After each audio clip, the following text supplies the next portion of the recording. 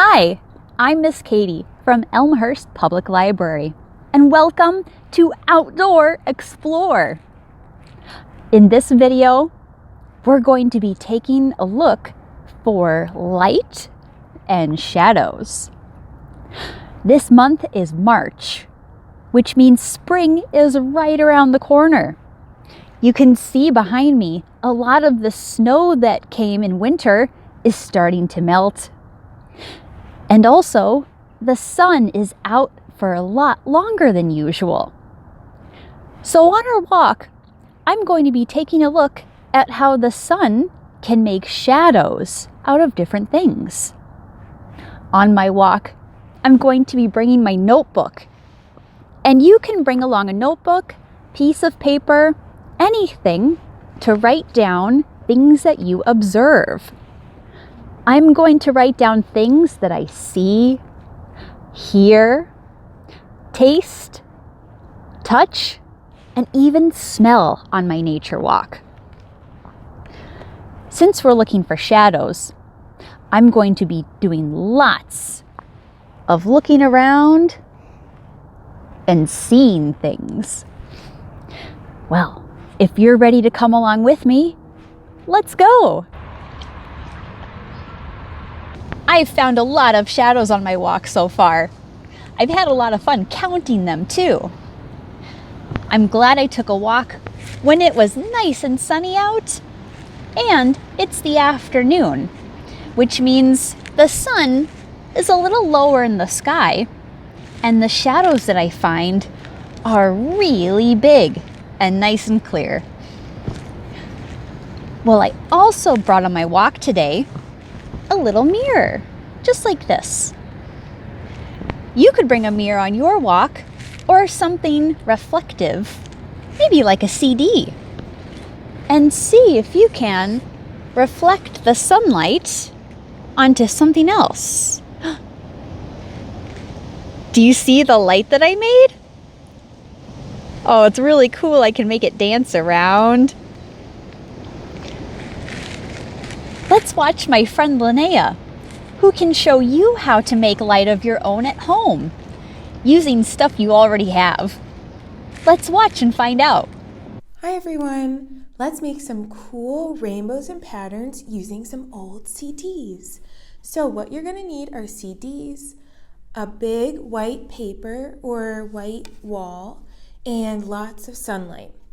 So what we're gonna do first is hold the CD up to the sunlight and check out the patterns and rainbows that it makes onto the white paper. So you kind of need to move it around, and you can move it forward or backward, and it'll show you different sizes and shapes.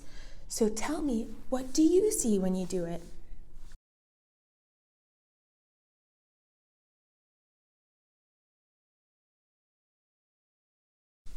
Another thing you can try too is putting some snowflakes on top of the CDs and seeing how the shapes and colors change. And parents, this is a great way for your preschoolers to practice their cutting and their different shape making. And that way you can see the different reflections on the wall.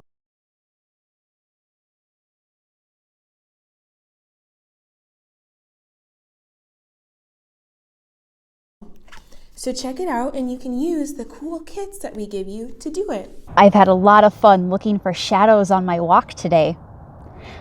If you'd like to read more about shadows, here are a few books you might enjoy. Try this one. What's That Shadow?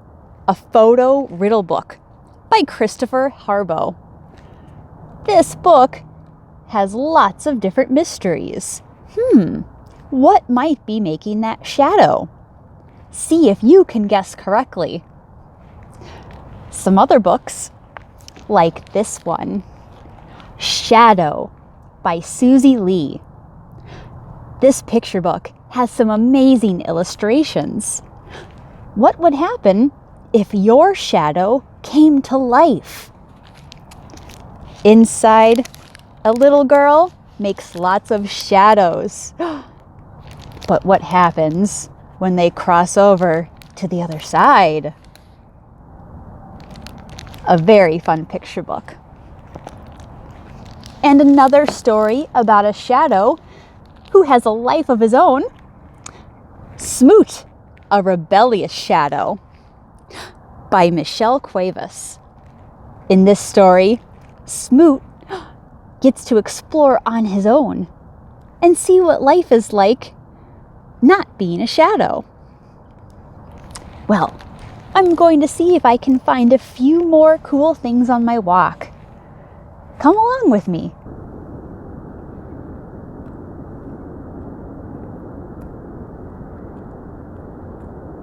Wow! Can you see this big sunbeam coming down? How cool is that? Depending on what time of day you take your walk, you might be able to find big sunbeams just like this. It might shine down on the ground, on some water, lots of different places. It's about 4 o'clock in the afternoon right now. And you can see my shadow behind me. It's really long. It might look different depending on the time of day you take your walk. What do you think your shadow looks like if you take a walk at 1 p.m. or in the morning at 9 a.m.? When you take your walk, see if you can find your shadow. Can you touch your shadow? Try. And you can try different moves. You can stick your arms out or jump around. One leg. Try lots of different dance moves and make your shadow move. Did you know you can make shadows indoors too? Let's watch my friend Linnea make some shadows of her own. So I am in a dark room, so we can try experimenting and tracing some different shadows. So what you need are either a whiteboard and a whiteboard marker or a paper and a pencil. I used both. And then you need to be in a dark room with a source of light, like a flashlight. So check out what happens when you move the paper closer or further.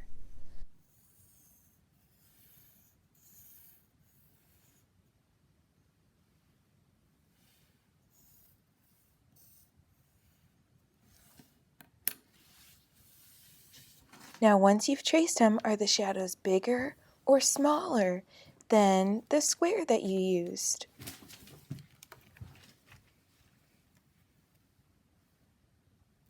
See if you can make any fun animals or shapes with your hands too.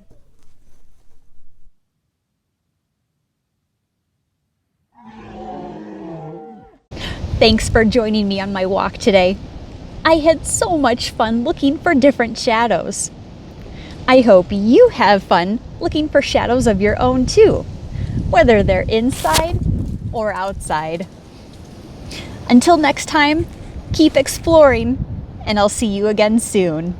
Bye-bye.